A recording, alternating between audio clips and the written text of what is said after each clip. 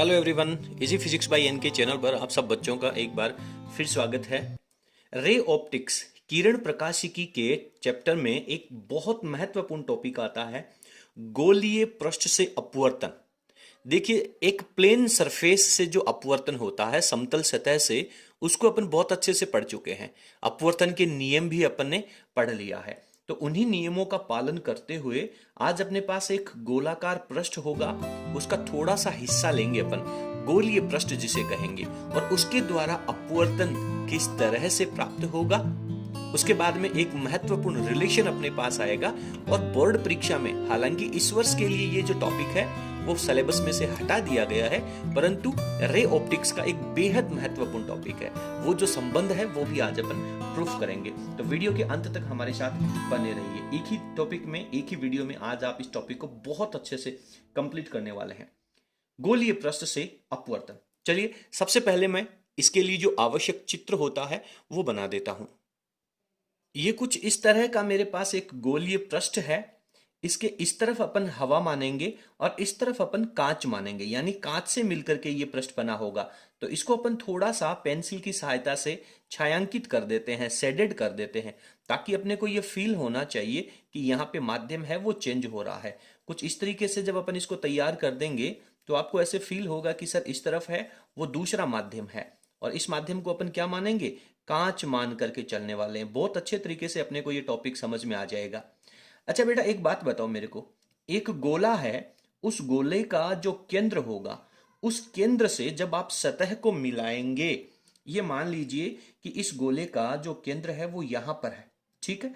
और ये मैं एक बहुत स्ट्रेट लाइन, एक सीधी रेखा यहां से खींच देता हूं, और आप बहुत अच्छे से समझेंगे कि इस सतह से जब आप इस केंद्र को मिलाएंगे तो ये इसकी त्रिज्या का कार्य करेगा।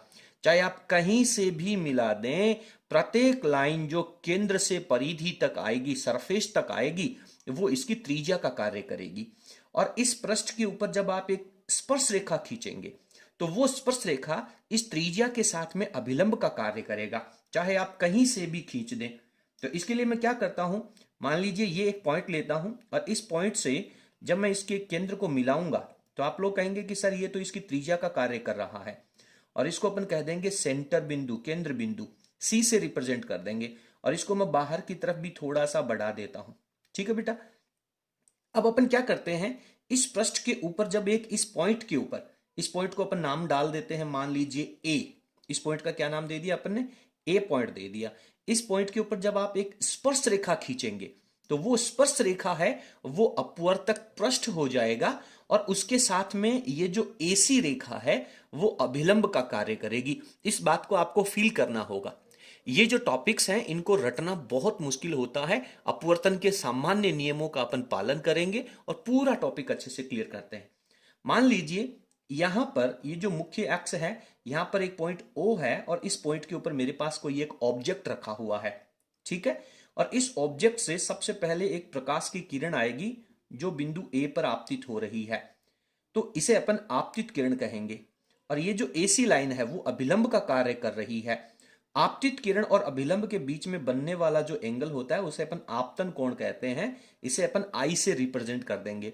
हालांकि जब माध्यम चेंज नहीं होता तो ये आपतित प्रकाश की किरण जो OA है वो सीधी निकल जाती, लेकिन अब इसका माध्यम चेंज हो गया, और वायु से जब कांच में प्रवेश कर रही है तो निश्चित रूप से सघन माध्यम में प्रवेश करेगी, और सघन माध्यम में प्रवेश करेगी तो वो ना तो सीधी जाएगी ना ही अभिलंब से दूर हटेगी, वो अभिलंब की तरफ मुड़ जाएगी। ये AC है वो अभिलंबी तो है, तो ये अभिलंब की तरफ मुड़ जाएगी, तो वो कुछ इस तरीके से आगे की तरफ निकल जाएगी। अब आप इस C पॉइंट को पीछे की तरफ बढ़ा देंगे तो यहां पे ये मुख्य अक्ष के ऊपर यहां पे काटती है। ये कौन सी किरण है, अपवर्तित किरण है। लेकिन सर एक अपवर्तित किरण की वजह से तो प्रतिबिंब अपन मान ही नहीं सकते, तो इसके लिए अपने को क्या करना होगा, अपन एक प्रकाश की किरण यहां से डाल देते हैं। ये प्रकाश की किरण अपन ने यहां से डाल दी, और यहां पे जब आप एक स्पर्श रेखा खींचेंगे तो ये जो लाइन जा रही है वो डेफिनेटली अभिलंब का कार्य करेगी, क्योंकि अभी अपने समझा है कि इसकी परिधि को जब आप केंद्र से मिलाएंगे तो वो अभिलंब का कार्य करेगी। और अपवर्तन के नियम में आपने पढ़ा कि यदि कोई प्रकाश की किरण अभिलंब के साथ या अभिलंब पर संपाती आपतित होती है तो वो बिना विचलित हुए सीधी निकल जाएगी और ये प्रकाश की किरण यहां पर जाकर के इस दूसरी वाली जो अपवर्तित किरण है इसको इस पॉइंट पे काटती है। इसका नाम अपन आई डाल देते हैं। आई का मतलब है इमेज बनेगी। बात क्लियर है? यहां पे प्रकाश स्रोत से दो प्रकाश की किरणें आ रही हैं। एक अभिलंब के संपाती आ रही है जो स्ट्रेट निकल जाएगी, और दूसरी प्रकाश की किरण जो ओ ए है वो विरल से सघन में प्रवेश करेगी तो अभिलंब की तरफ झुक करके जाएगी, और यहां पर दोनों अपवर्तित प्रकाश किरणें जब प्रतिच्छेद करेंगी तो यहां अपना प्रतिबिंब बनेगा। दूसरी बात, एक बात अपन ये समझते हैं कि मान लीजिए ये जो पॉइंट ए है वो डायग्राम में आपको ऐसा फील हो रहा है कि सर ये तो इससे बहुत दूरी पर है, लेकिन एक्चुअल में इस ए पॉइंट की जो दूरी है वो इस पॉइंट से ये जो रेखा जा रही है इससे बहुत ज्यादा दूर नहीं है। और यहां से जब आप एक लंब खींचते हैं तो वो लंब जो है वो इस पॉइंट पे आपतित होगा और इसे अपन नाम डाल देते हैं बेटा पी। ठीक है, तो यहां से ये जो पी लंब खींचेंगे यहां पे दोनों तरफ 90 डिग्री का एंगल अपने पास प्राप्त होने वाला है। ठीक है, इतनी कहानी क्लियर है।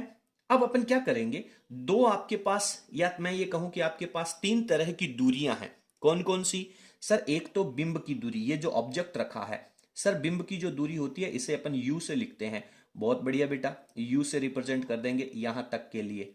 लेकिन सर आपतित प्रकाश के किरण के विपरीत दिशा में, क्योंकि आप तो इस केंद्र बिंदु से, इस मुख्य बिंदु से, मध्य बिंदु से, ध्रुव बिंदु से, प्रकाश केंद्र से, अनेक नामों से इसे अपन जान सकते हैं, यहां से दूरी नापी जाएगी।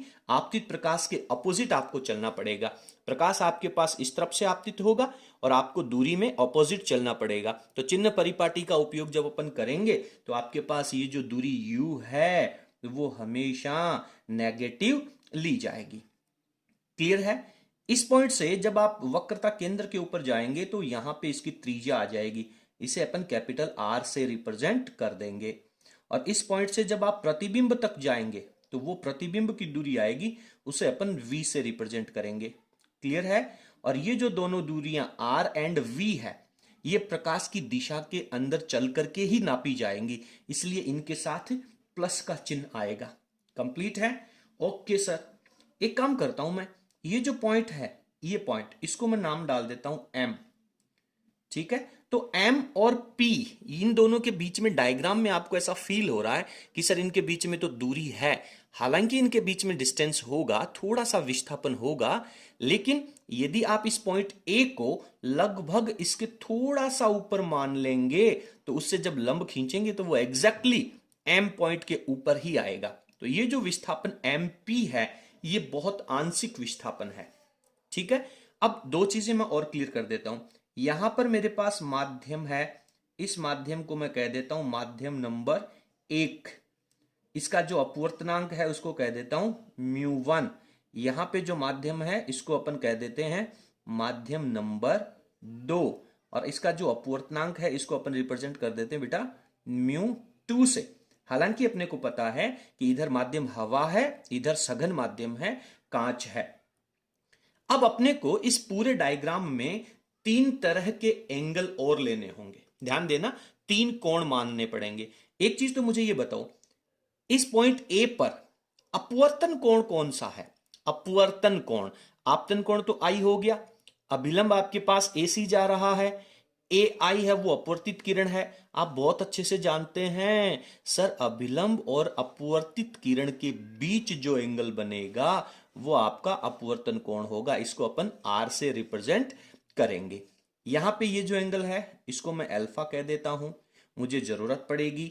यहां पे जो एंगल है इसको मैं बीटा से रिप्रेजेंट कर देता हूं, और ये जो एंगल है इस एंगल को अपन फाई कह देंगे। ठीक है, आपके पास तीन तरह के त्रिभुज बन रहे हैं। ओ ए पी ये आपके पास एक समकोण त्रिभुज है, ए पी सी ये भी एक त्रिभुज है, ए पी आई ये भी एक त्रिभुज है। त्रिभुजों के अंदर एक बहुत महत्वपूर्ण संबंध होता है, क्या कि आंतरिक कोणों का योग बाह्य या बहिष्कोण भी कहा जाता है उसके बराबर होता है। सिंपल फिनोमिना कक्षा 9-10 की रेखा गणित में आप पढ़ के आए हो, उसी का उपयोग करके और अपने को आगे चलना है। पहले अपन ये जितनी भी कहानी आपने यहाँ पे सुनी है, इस डायग्राम में जो कुछ भी आपने देखा है उसको अपन यहाँ पे पहले पैराग्राफ के रूप में लिख लेते हैं।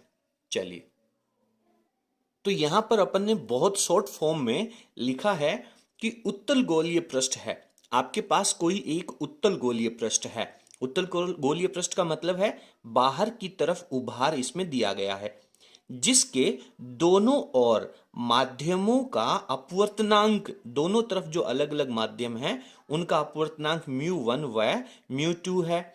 माध्यम नंबर 2 माध्यम 1 के सापेक्ष सघन माध्यम है। ये जो दूसरा माध्यम है वो पहले माध्यम की तुलना में सघन माध्यम लिया गया है। तो जब सघन माध्यम में कोई प्रकाश की किरण जाएगी तो उसका अपवर्तन किस तरह से होता है ये अपन पहले पढ़ चुके हैं। बिंदु O पर रखे बिंब से, ये बिंदु O है, यहां पे कोई प्रकाश का स्रोत रखा हुआ है। बिंब से आपतित प्रकाश किरणें, यहां से प्रकाश की किरणें आपतित होंगी, उन किरणों का अपवर्तन होता है। सामान्य अपवर्तन के नियम, अपने को अपवर्तन के नियमों का यहां पर जिक्र करना आवश्यक नहीं है, सिंपल लिख दिया प्रकाश किरणों का अपवर्तन होगा। तो जब अपवर्तन होगा तो O, A एंड K ये आपके पास आपतन कोण बनेगा। तो OAK that is equals to I, और ये आपका इंसिडेंटल एंगल है, आपतन कोण है। इसी तरह से CAI ये आपके पास कौन सा कोण हो गया, सिंपल समझना है बेटा, आपतन कोण लिखेंगे और अपवर्तन कोण लिखेंगे, तो CAI that is equals to R, और ये अपना अपवर्तन कोण हो जाएगा। ठीक है, अब अपन सबसे पहले प्रकाश का अपवर्तन हो रहा है तो स्नेल का नियम अप्लाई करेंगे। स्नेल का नियम क्या कहता है, sine I upon sine R बराबर μ2 अपॉन μ1। जिस माध्यम में प्रकाश की किरणें प्रवेश कर चुकी हैं उसका अपवर्तनांक अपन ऊपर लिखेंगे, और जिस माध्यम में प्रकाश की किरण आ रही है उसका अपवर्तनांक नीचे लिखेंगे, क्योंकि अपन दूसरे माध्यम का अपवर्तनांक पहले माध्यम के सापेक्ष ले रहे हैं।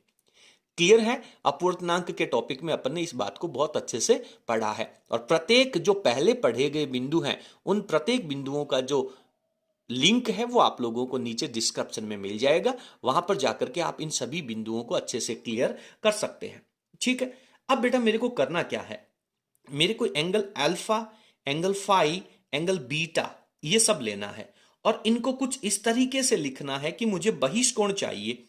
तो ये जो एंगल आई है वो त्रिभुज AOC, ये जो AOC है, क्योंकि सी की रेखा ही तो सीधी जा रही है, यही तो अभिलंब है, तो इसके जो आंतरिक कोण अल्फा और फाई है उन दोनों का योग तो बनेगा आई के बराबर। और दूसरा ये जो त्रिभुज है CAI, इसके आंतरिक कोण कौन कौन से हैं, R and beta, R and beta, इन दोनों का जो योग होगा वो बहिष्कोण फाई के बराबर हो जाएगा। तो पहले तो अल्फा एंड फाई दोनों का योग अपन लिखेंगे आई के बराबर, और दूसरे में आर एंड बीटा इन दोनों का योग लिखेंगे अपन फाई के बराबर। उसके बाद में अपन आगे सिंपल मैथमेटिक्स है उसको सॉल्व करते जाएंगे। तो चलिए फटाफट स्क्रीन को पॉज करेंगे और आप लिखेंगे, फिर मैं पेपर को नीचे स्किप करता हूं, डायग्राम को आपको बार बार देखते रहना है। ठीक है, चलिए। तो अब मैं सबसे पहले लिखता हूं स्नेल का नियम अप्लाई करूंगा मैं, क्योंकि अपवर्तन कर रहे हैं तो स्नेल का नियम अपने को पता होना चाहिए। स्नेल के नियम के द्वारा ही अपवर्तन की व्याख्या होती है। तो स्नेल नियम से क्या कहता है बेटा, स्नेल नियम sir sine I upon sine R इसकी वैल्यू होगी μ2 अपॉन μ1। ठीक है, और इसको यदि मैं थोड़ा सा और अच्छे से लिखना चाहूं तो क्रॉस मल्टीप्लाई कर देता हूं, तो मेरे पास हो जाएगा μ1 इंटू में sine i that is equals to μ2 और इंटू में रह जाएगा साइन आर। इसे अपन समीकरण नंबर 1 डाल देते हैं। बहुत सिंपल, धीरे धीरे चलना है, अच्छे से समझते हुए फील करते हुए अपने को चलना है। ठीक है, अब मैं आपसे कह देता हूं कि यदि आपतन कोण का मान और इस अपवर्तन कोण का मान बहुत छोटा है, छोटा क्यों है, क्योंकि ए पॉइंट जो आपने लिया है जिसपे प्रकाश की किरण आ रही है ये बिंदु एम के बहुत समीप है, तो इसकी वजह से अपन कह सकते हैं कि एंगल आई और आर जो है वो बहुत छोटे हैं। और अपन एक संबंध जानते हैं बेटा कि जब साइन थीटा में थीटा की वैल्यू, जब थीटा है वो बहुत अल्प है, ठीक है, बहुत अल्प होता है, थीटा जब बहुत अल्प होता है उस स्थिति में साइन थीटा की जो वैल्यू है वो अप्रोक्सीमेट इक्वल्स टू थीटा होती है।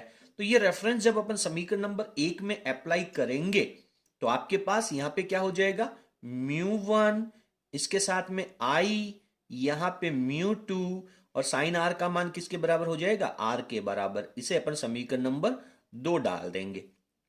क्लियर है। अब एंगल आई और आर जो है वो अपने को लेकर के आना है।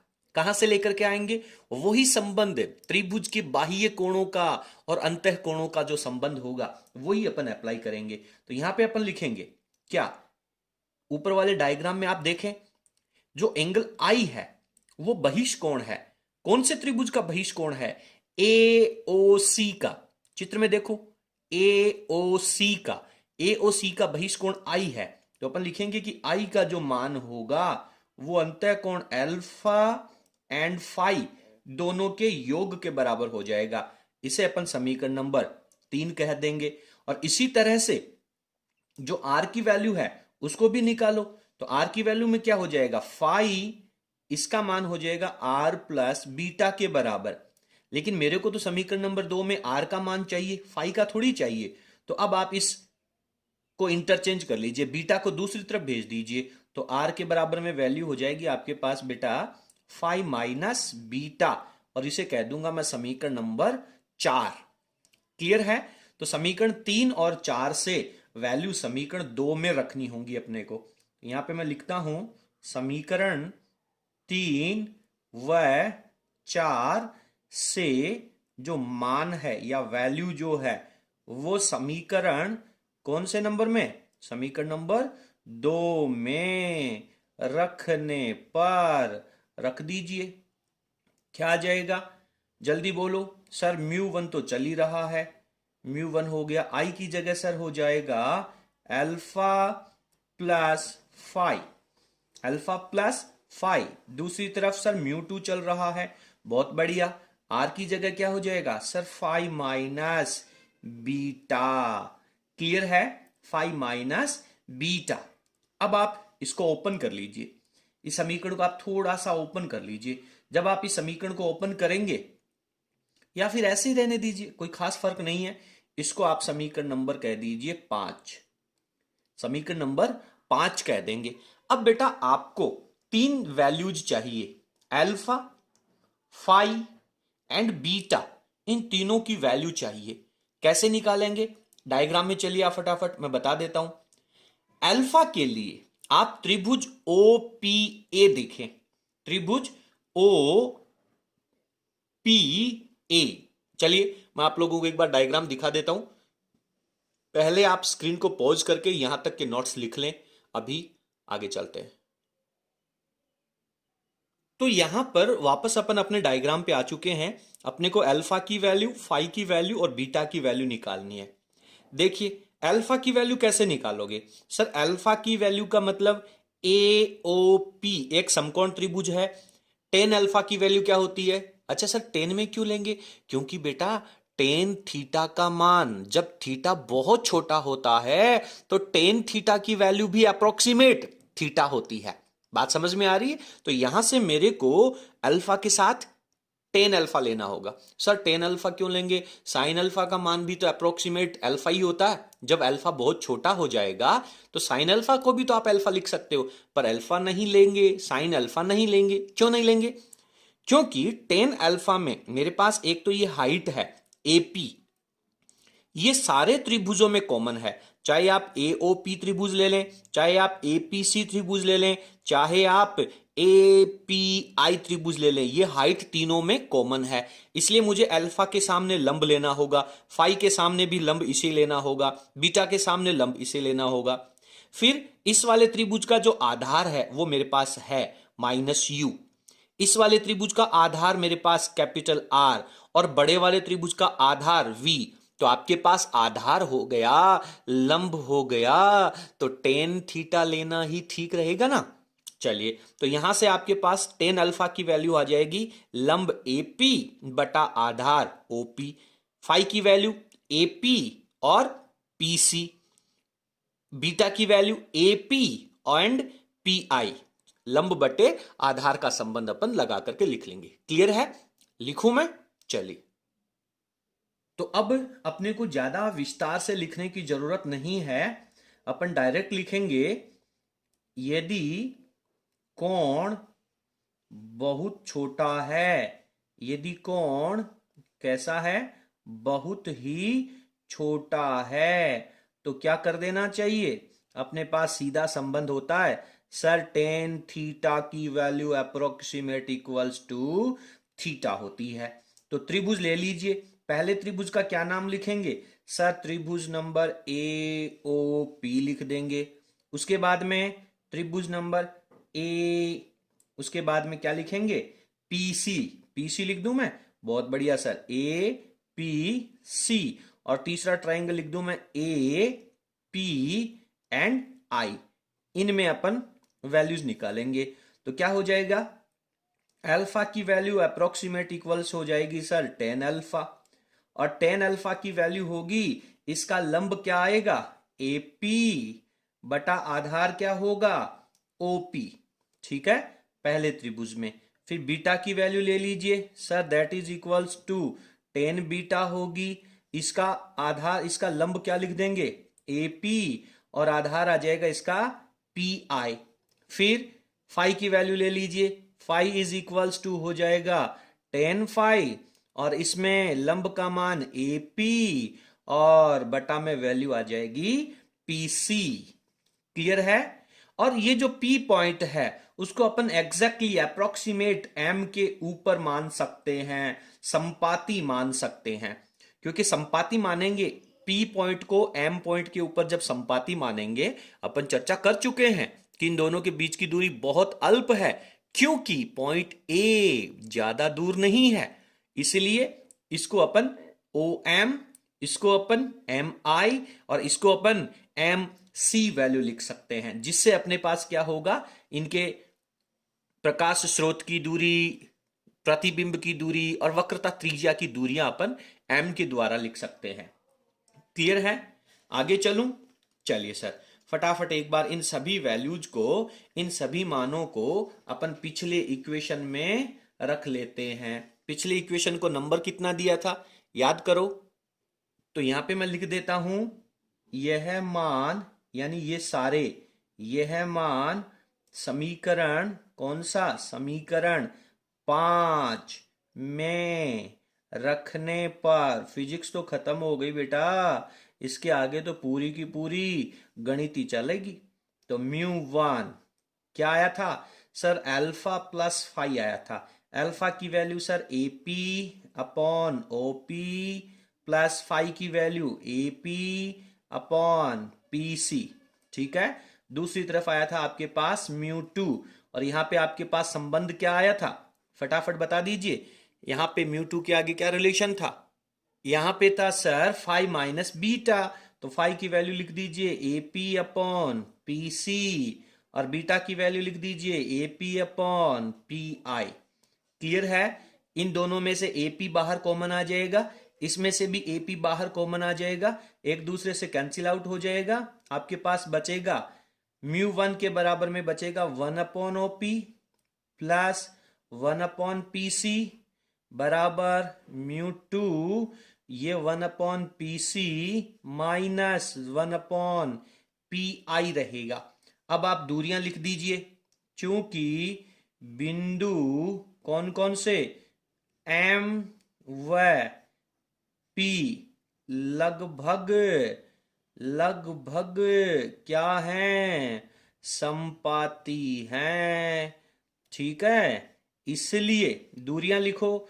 ओ से पी की दूरी सर माइनस यू आएगी, पी से सी की दूरी सर कैपिटल आर आएगी, और उसके बाद पी से आई की दूरी सर कैपिटल आई आ जाएगी। प्रतिबिंब की दूरियां है ना, तो ये सारे मान ऊपर वाले इक्वेशन में रख दीजिए। लिखूं? लिखिए sir, mu one 1 upon OP की वैल्यू माइनस यू, यार बटा में तो माइनस यू अच्छा नहीं लगता, इसको ऊपर ही लिख देते हैं, प्लस 1 अपॉन पीसी का मान सर कैपिटल आर है, बराबर में म्यू टू चलने दीजिए, 1 upon PC capital R minus 1 upon P I capital I हो जाएगा। फटाफट आप वीडियो की स्क्रीन को पॉज करके अच्छे से लिख लें। मजा आना चाहिए, बस अंदर से तरंगे उठनी चाहिए जो फिजिक्स को समझने के लिए मजबूर कर दें। बहुत सिंपल कैलकुलेशन, आगे से आगे रटना नहीं है, दिमाग में ये लाइन आनी चाहिए कि इसके बाद मुझे क्या करना है, इसके बाद मुझे क्या करना है। जब अपने आप आपके दिमाग में ये प्रेरणा होगी, अपने आप ये बातें उत्पन्न होंगी, तब आप फिजिक्स पढ़ने के लिए परफेक्ट होंगे। आगे से देख करके याद कर लिया, इसके बाद क्या आएगा समझ में नहीं आ रहा, याद कर लो, नहीं भाई, फिर आप फिजिक्स पढ़ने के लायक नहीं हैं। अंतरात्मा से आगे आवाज आनी चाहिए। लिख लिया? चलिए अब इसको सॉल्व कर लो बेटा, सॉल्व कर लो, फटाफट सॉल्व करते जाओ। कैसे सॉल्व करें सर, हमें तो कुछ समझ में नहीं आ रहा। यार ये आर वाला जो फंक्शन है, ये आर वाला फंक्शन, इसको तो एक तरफ कर लो, और जो यू एंड आई वाला है, अच्छा आई क्यों लिखा रे, इसको तो अपने को वी लिख देना चाहिए ना। अरे ये दूरी तो वी थी ना, प्रतिबिंब की दूरी क्या थी, वी थी, इसको आई कैसे लिख दिया भाई, ये तो वी लिखना होगा। ओके सर, आर को एक तरफ कर लो और यू वी को, देखिए थोड़ा सा भी ध्यान हटा गड़बड़ा जाएगी। वो एक कहावत, वो सड़क के किनारे स्टेटमेंट लिखा होता ना, सावधानी हटी दुर्घटना घटी, बस वही फिजिक्स में अप्लाई होता है। तो इसको मैं लिखूंगा minus mu one upon u plus mu one upon r बराबर mu two upon are minus mu two upon v. काम कीजिए, कैसा काम करें सर, ये जो minus mu two upon v है, इसको दूसरी तरफ ले जाऊंगा तो ये प्लस में हो जाएगा, और ये जो म्यू वन अपॉन आर है, इसको इस तरफ ले आऊंगा तो माइनस में हो जाएगा। तो इसको पहले प्लस में लिख लूँ ना यार, तो sir mu two upon V minus mu one upon U बराबर क्या हो गया, mu two upon are minus mu one upon R, और यहां से वन बाई आर कॉमन ले लूं तो mu two minus mu one upon capital R भी इसे लिखा जा सकता है। क्लियर है? अब एक काम करते हैं अपन, सामान्यतः अपन क्या लिखते हैं, किसी भी अपवर्तनांक को अपन म्यू को क्या लिखते हैं sir, mu two upon mu one लिखते हैं। ठीक है, तो एक काम करो, पूरी इक्वेशन में मुझे ऐसा फील हो रहा है कि क्यों ना अपन म्यू वन से डिवाइड कर दें इसे, mu two upon mu one मिल जाएगा और उसकी जगह म्यू लिख देंगे। Mu two upon mu one क्या है, दूसरे माध्यम का अपवर्तनांक पहले माध्यम के सापेक्ष, और आपने बहुत क्लियर कहा था कि दूसरा माध्यम कांच है, प्रकाश की किरण हवा से आ रही है तो हवा से कांच में जाएगी तो हवा के सापेक्ष कांच का अपवर्तनांक हो जाएगा। तो mu two upon mu one लिखते जाओ, म्यू वन से डिवाइड करो, डिवाइड करने की जरूरत नहीं है, इतनी कैलकुलेशन तो बिना जोड़ बाकी के आनी चाहिए ना बेटा। तो mu two upon mu one हो जाएगा, उसको अपन कह देंगे म्यू, बटा में वी रह जाएगा, माइनस चल ही रहा है, म्यू वन में म्यू वन का भाग गया सर वन हो गया, बटा में यू आ गया, mu two upon mu one sir mu रह गया, minus mu one upon mu one sir one हो गया, बटा में आर आ गया। और यही वो संबंध है जिसे यहां पर प्रूफ करवाया जाता है। बोर्ड परीक्षा में आप पीछे के आज से 5-7 साल पुराने पेपर्स जब आप उठा करके देखेंगे तो आपको नजर आएगा, साला एक साल छोड़ करके हर एक साल में ये संबंध आपको पेपर में दिया होता है और पूछता है इसको प्रूफ कीजिए, इसको सत्यापित कीजिए। तो इस तरीके से आज आपने एक बेहद महत्वपूर्ण टॉपिक गोलीय पृष्ठ से अपवर्तन बहुत अच्छे से कंप्लीट कर लिया है। मैं आप सब लोगों को सजेस्ट करूंगा कि आप वीडियो को देखने के बाद, नोट्स को अच्छे से लिखने के बाद एक बार पुनः आप वीडियो को देखेंगे और उसके बाद खुद से रफ कॉपी में आप इसे सॉल्व करेंगे। जब तक ये टॉपिक आपको फील ना होने लग जाए, आपको पता नहीं चले कि इसके बाद अपने को क्या करना है, तब तक मजा नहीं आएगा और इस टॉपिक का पीछा नहीं छोड़ना है। चलिए आज की कक्षा में इतना ही। गोलीय पृष्ठ से अपवर्तन आप लोगों ने बहुत अच्छे से सीखा है। इस पाठ के जितने भी टॉपिक्स पहले हो चुके हैं, प्रत्येक बिंदु का जो लिंक है वो नीचे आपको डिस्क्रिप्शन में मिल जाएगा। बहुत बहुत धन्यवाद। यदि आपको हमारा वीडियो पसंद आया हो तो प्लीज आप वीडियो को लाइक जरूर करें और इसे अपने सभी फ्रेंड्स के साथ शेयर करें। बहुत बहुत धन्यवाद। Thank you.